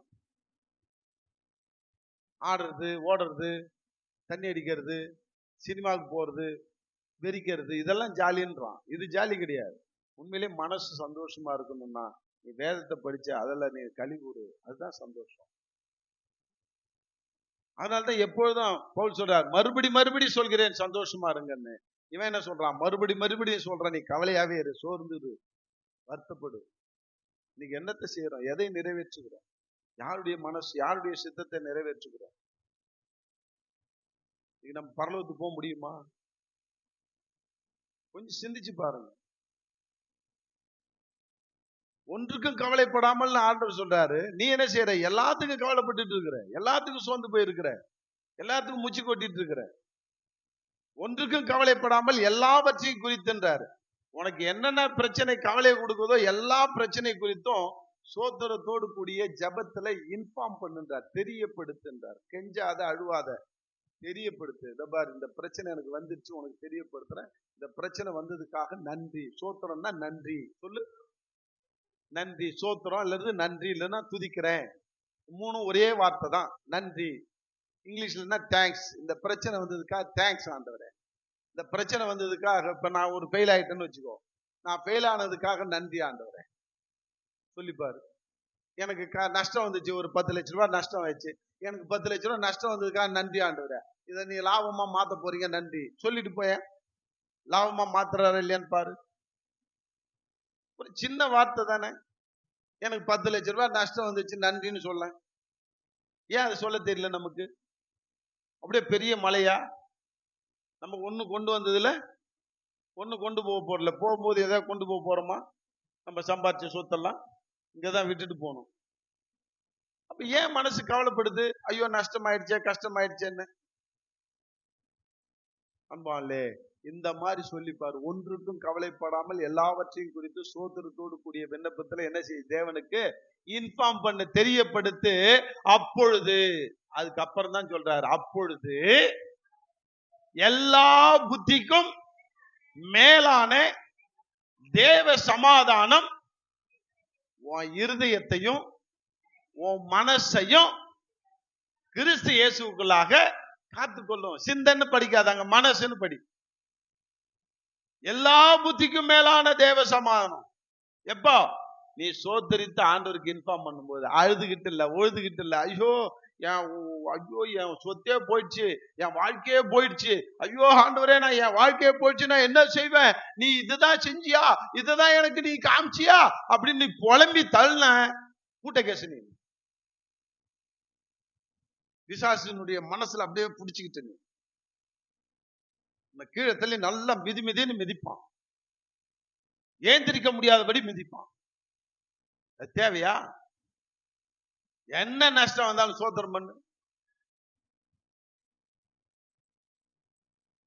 நடந்த சம்பவத்தை சொல்லுவேன், டைம் இல்லை. ஒரு பெரிய கோடீஸ்வரன் எல்லாத்தையும் அழிச்சுட்டான். சொத்தை ஏந்து போயிடுச்சு. நடு ரோட்டுக்கு வந்தான். பைத்தியக்காரன் ஆயிட்டான். இந்துவா இருக்கும்போது அவனுக்கு யாரோ ஒருத்தவங்க பைபிளை கொடுத்து படி அப்படின்னு சொல்லி அப்புறம் இயேசுவை பற்றி சொல்லி இயேசுகிட்ட வந்துட்டான். நல்லா புத்தி தெளிஞ்சு போச்சு. பைத்தியக்காரத்தனெல்லாம் தெளிஞ்சு போச்சு. திரும்பி அந்த தொழிலை செஞ்சான். உப்பள தொழில், உப்பு விற்கிற தொழில் செய்யான். நடந்த சம்பவம். இப்ப நல்லா சின்ன முதல் போட்டு செஞ்சா இன்னைக்கு பல லட்சம் லாபம் வந்துச்சு. இன்னைக்கு பிஸி ஆயிட்டான். ஆண்டவருக்கு கொடுக்க வேண்டிய நேரத்தை ஆண்டவர் கொடுத்தா, அப்பயும் பிஸி ஆயிட்டான். இப்ப திரும்பி வந்துச்சு. உப்பளத்துல பல லட்சம் ரூபாய்க்கு உண்டான ஒரு பெரிய புயல் வந்தது. திரும்பியும் நஷ்டம் வந்துச்சு. கிட்டத்தட்ட கோடிக்கணக்கில் நஷ்டம். அவங்க வீட்டார் எல்லாம் பயந்தாங்க, இந்த ஆளுக்கு திரும்பி பைத்தியம் முடிச்சுட்டு. 3 நாள் யாருமே அவன்கிட்ட போல. போய் ஐயான்னு போய் பாரு, ஏன் பயப்படுறீங்க? நான் பைத்தியம் எல்லாம் பிடிக்கல. கர்த்தர் கொடுத்தார், கர்த்தர் எடுத்துக்கூடாது, கர்த்தருக்கு சோத்திரம் அப்படின்னா. நான் பிச்சைக்காரனா இருந்தேன், என்ன கோடீஸ்வரனா மாத்தினார். திரும்ப ஆண்டவர் திரும்பி என்ன பிச்சைக்காரன் ஆகி இருக்கிறார் ஏதோ ஒரு காரணத்தினால. நான் அதுக்காக கவலைப்படல. கர்த்தருக்கு சோத்திரம் பண்ணிட்டு நான் பழையபடி நான் இறங்க போறேன். நான் திரும்பியும் நானு சம்பாரிச்சு காட்டுவேன்னு சொன்னான். திரும்பியும் சம்பாரிச்சு காட்டினான். விடுதலை ஆயிட்டாங்க. இந்த மனசை ரம்மியமா வச்சுக்க கத்துக்கோ. சோத்திரம் பண்ண கத்துக்கோ. அழுவாத, ஆத்திரப்படாத, அங்கலாக்காத. அதான் சொல்றாரு. என்ன சொல்றாரு படிங்க. அப்பொழுது எல்லா புத்திக்கும் மேலான தேவ சமாதானம் சிந்தனைகளையும் கிறிஸ்து இயேசுக்குள்ளா காத்துக்கொள்ளும். அடுத்தது கடைசியாக சகோதரரே, உண்மை உள்ளவைகள் எவைகளோ, ஒழுக்கம் உள்ளவைகள் எவைகளோ, நீதி உள்ளவைகள் எவைகளோ, கற்புள்ளவைகள் எவைகளோ, அன்புள்ளவைகள் எவைகளோ, நற்கீர்த்தி உள்ளவைகள் எவைகளோ, புண்ணியம் எதுவோ, புகழ் எதுவோ, அவைகளையே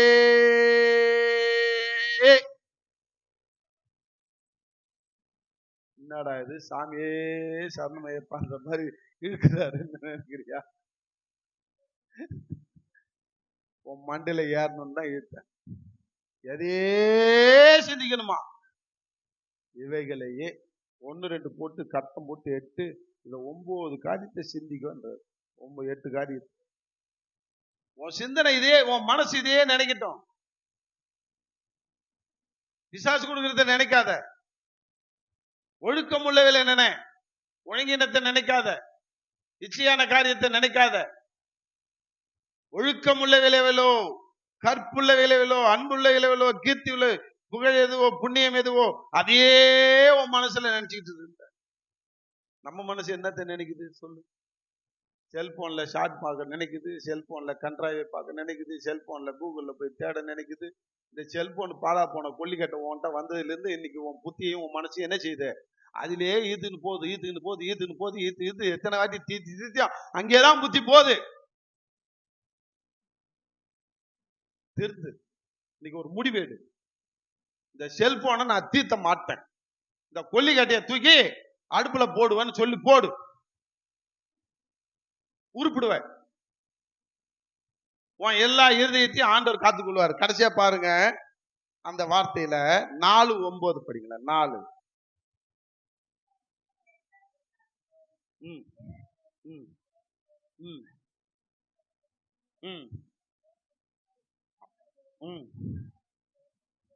சமாதானத்தின் தேவன் இல்லைன்னா பிசாசு தான் உங்களோட கொடுத்தன இருப்பான். சமாதானத்தின் தேவன் உன்னோட நீ வாசம் பண்ணணும் என்றால், அவருடைய மனநிலையில நீ இருந்தாய் என்றால் நீ ஆசீர்வதிக்கப்படுவாய். அன்பாவிலே கடைசியா பிலிப்பியர் 3:15 என்ன சொல்லுன்னு படிச்சு நம்ம ஜெபத்துக்கு ஒப்பு கொடுப்போம். ஆகையால் நம்மில் தேறினவர்கள் யாவரும் இந்த சிந்தனையாக இருக்க கடவும். போது எந்த சிந்தனை? தேவனுக்குள்ள இருந்த சிந்தனை. அப்படி இருந்தா நீனு உன் மைண்ட் ஹெல்த்தியா இருக்கும். இல்லைன்னா தூக்கம் வராது, குழப்பிட்டு இருப்ப, கவலை வரும், சோர்வு வரும், எல்லாம் வரும். உன் மனசு ஆரோக்கியமா இருக்கணும்னா ஆண்டுடைய மனசு அறிந்து அவருடைய மனசின்படி நடக்க உன்னை ஒப்பு கொடு. அதன்படி செய். அதையே சிந்தித்துரு, அதையே நினைத்து கொண்டிரு, அதன்படியே வாழ ஆரம்பி. உன்னை ஒப்பு கொடு, நன்றி சொல்லி துதி, சந்தோஷமா இரு, கவலைப்படாத. எல்லாமே நீ உனக்கு நடக்கும். நீ எந்த சிந்தனையில இருக்க போற, எந்த மனநிலையில இருக்க போற? பிசாசுடைய மனநிலையை காமிச்சாச்சு, ஆண்டுடைய மனநிலையை காமிச்சாச்சு, இப்போ உன் மனநிலையும் காமிச்சாச்சு. நீ நானும் எப்படி இருக்க போறோம்? உண்மையிலே நான் மென்டலா இருந்தேன், தலை இப்படி ஆடுங்க, தூக்கம் வராது, விடிய விடிய எனக்கு கவலை. கடங்காரன் நினைச்சா தலை கட்ட கட்டன்னு. இப்ப நான் சும்மா லேசா ஆட்டுறேன், என்னால ஆட்ட முடியலன்ட்டு சும்மா கட்ட கட்ட கட்ட கட்ட கட்ட கட்டன்னு ஆடும். எப்படி ஆடும்? பாஸ்டா செம செம செம இப்படி ஆடும். குடிப்பேன், இயேசுவே இயேசுவே இயேசுவே இயேசுவே. தூக்கம் வராது. என் பொண்டாட்டி கூட தெரியாது. எத்தனை நாள், மாச கணக்குல வருஷ கணக்குல அவஸ்தைப்பட்டேன். என்ன நானே ஆசுவாசப்படுத்திக்கிட்டேன். இதை நான் மனநிலை டாக்டர்கிட்ட போய் காமிச்சேன்னா அவர் மருந்து கொடுப்பாரு, திரும்பி என்ன முழு மென்டல் ஆக்கிட்டு அப்புறம் ரிலீஃப் கொடுப்பாரு. அதனால நாங்க போல, என்ன நானே ஆசுவாசப்படுத்திக்கிட்டு பைபிள் தான் நமக்கு விடுதலையை கொடுக்குன்னு சொல்லி ஆண்டுடைய மனநிலையை புரிந்து கொள்ள இதே இந்த புண்ணியம் எதுவோ, புகழ் எதுவோ, ஒழுக்கம் எதுவோ, இதுவே நினைச்சிட்டு கிடப்பேன். எத்தனை 24 மணி நேரம் இதை தான் செய்வேன். சோத்திரம் பண்ணி ஆண்டவருக்கு சொல்லிட்டே இருப்பேன். இந்த பார்முலா படி நடந்தேன். இயேசு கிறிஸ்து எப்பொழுது என்ன செய்ய சொன்னாரோ அந்த காரியம், ஏக சிந்தனை உள்ளவனா இருந்தார். ஏகப்பட்ட சிந்தனையிலிருந்து எல்லாத்தையும் ரிலீஸ் ஆயிட்டு, ஆண்டவரே உம்முடைய சிந்தனை தான் எனக்கு வரணும், செய்ய செய்ய. அதுதான் இங்க சொல்றாரு, இந்த சிந்தையா இருக்க கடவுள். இதெல்லாம் என் பைபிள்ல கட்டம் போட்டு வச்சுக்கிறேன், நீங்க பாத்தீங்கன்னா தெரியும். எந்த சிந்தை? இயேசுவில் இருந்த சிந்தை, சந்தோஷமான சிந்தை, சமாதானமான சிந்தை, ஆர்குமெண்ட் இல்லாத சிந்தை, கவலைப்படாத சிந்தை, குற்றுணர்வு இல்லாத சிந்தை,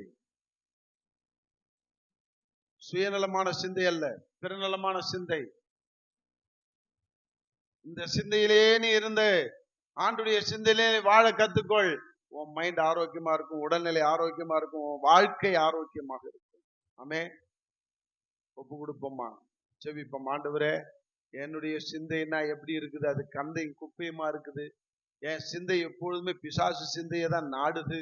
என் சிந்தை இனிமே ஆண்டவரே உம்முடைய சிந்தையை நான் நாடணும், உம்முடைய வேதத்தை அதிகமா நான் வாசிக்கணும், அதன்படி நடக்கணும், என் சிந்தையை நான் மாற்றிக்கொள்ளணும்னு சொல்லி ஒப்பு கொடு.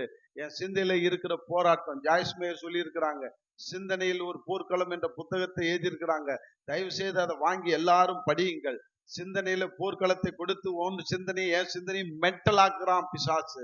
அவனை ஒழித்து கட்டுறதுக்கு ஆண்டுடைய சிந்தனை ஆக்கி அந்த வேத புத்தகத்தை படித்து படித்து படித்து படித்து ஆண்டவர் என்ன மனநிலையில இருக்கிறாரோ அதே மனநிலையில நானும் வாழ வேண்டும் என்று உன்னை ஒப்புக்கொடு ஒப்புக்கொடு ஒப்புக்கொடு ஒப்புக்கொடு.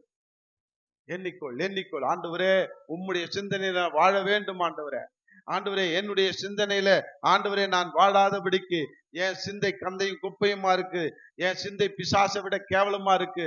ஏனென்றால் அது அந்த காலத்துல பிசாசு சிந்தையோடு இணைந்து இணைந்து அது டிராவல் பண்ணதுனால ஆண்டவரே எல்லாம் நெகட்டிவாவே நினைக்குது, எல்லாம் ஆண்டவரே எல்லாம் தாறுமாறா நினைக்குது, எல்லாவற்றையும் ஆண்டவரே நெகட்டிவாவே சிந்திக்குது.